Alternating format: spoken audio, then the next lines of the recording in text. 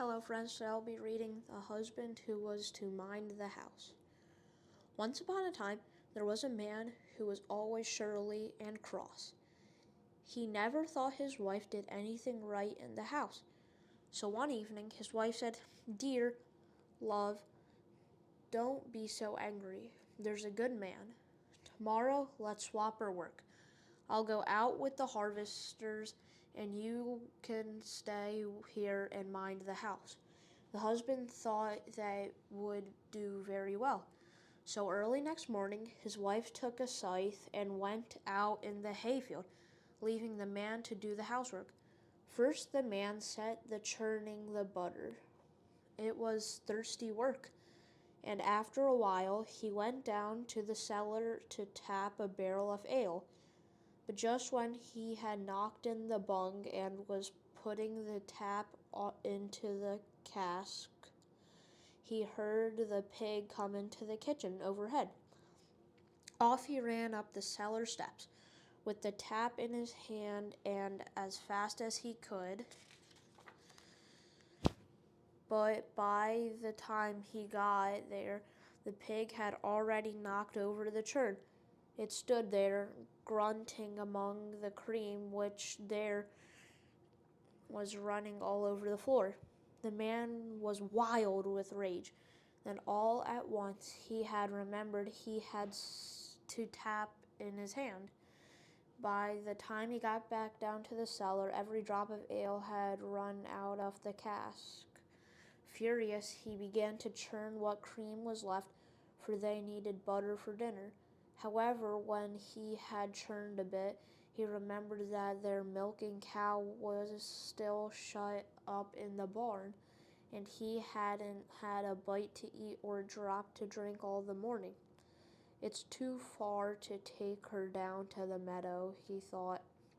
"I'll just take her up to the roof to graze." For the house was roofed with turf, and a fine crop of grass was growing there. Now their house stood close up against a steep hill, and he thought if he had laid a plank across the roof, he'd easily get the cow up. But he couldn't leave the churn in the kitchen, for his little baby was crawling around on the floor, and he feared she might tip it over.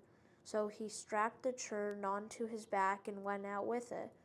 First, he stopped at the well to draw water for the cow to drink before he turned her out on the roof.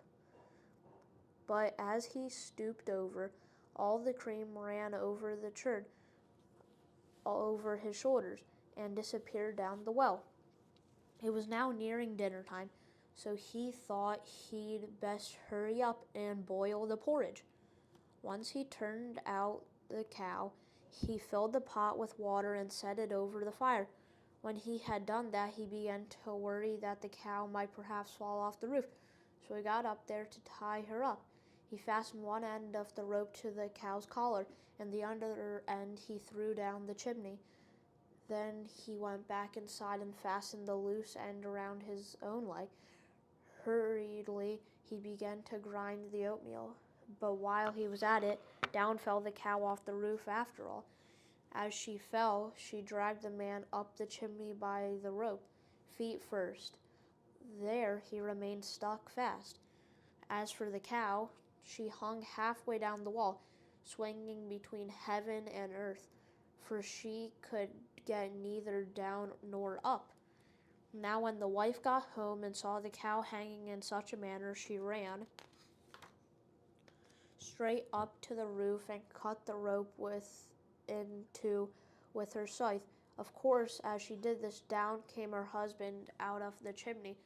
So when the wife entered the kitchen, she found him standing on his head in the porridge pot.